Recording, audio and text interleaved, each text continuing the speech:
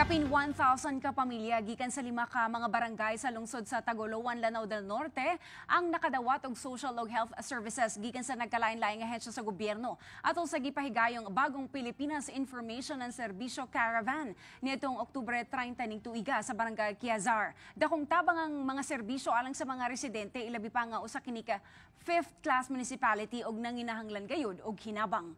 Atong ibalik sa report si Jam Rukat sa PAA Region 10.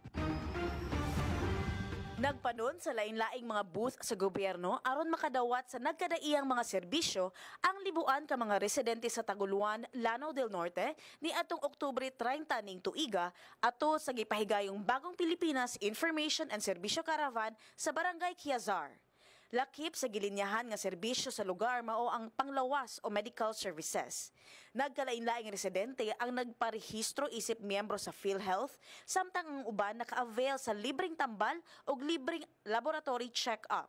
Si Jalila Sarip na ila nga Ella, empleyado sa lungsod sa Taguluan ni avail sa serbisyo sa konsulta sa PhilHealth ug mga tambal gikan sa Department of Health alang sa iyang 7 ka mga anak. Napakamalaking tulong sa aming maraming mga anak. Kung po pwede nga lang, every 6 months merong ganito di ba?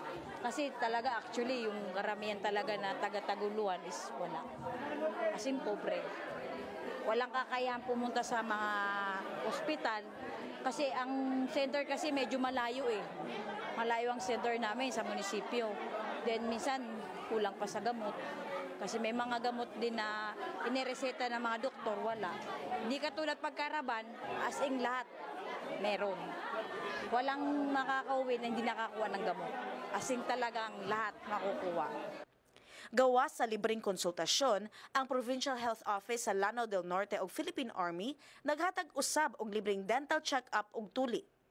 Suportado sa DepEd 10 ang aktibidad, samtang ang Inner Wheel Club bisuporta sa Quiazar Elementary School, pinaagi sa paghatag og mga tsinelas, school kits og 55 inches nga telebisyon. Samtang ang Provincial Social Welfare and Development naghatag og champorado.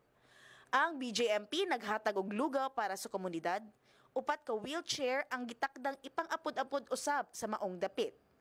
Gipahigayon usab sa PNP ang higalang Police Mobile Library, diin ang mga bata nalingaw og niapil sa pagstorya pinaagi sa pagbasa og mga libro og nag-apod-apod og bugas o grocery items ang Department of Public Works and Highways Region 10.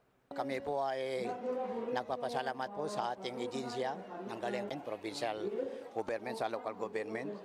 Andito po tayo sa area ng Municipality of Taguluan. Kami po ay nagpapasalamat sa galing ng tulong ng ating national government sa ating Pangulong Bongbong Marcos Jr. Nandito ang lahat ng mga ehensya nga tumutulong sa iba-ibang kailangan po ng ating mga community po dito sa Quiazar, Barangay Quiazar.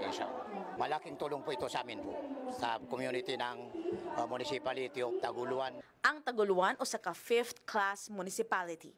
Jam Rukat para sa Pambansang TV sa Bagong Pilipinas.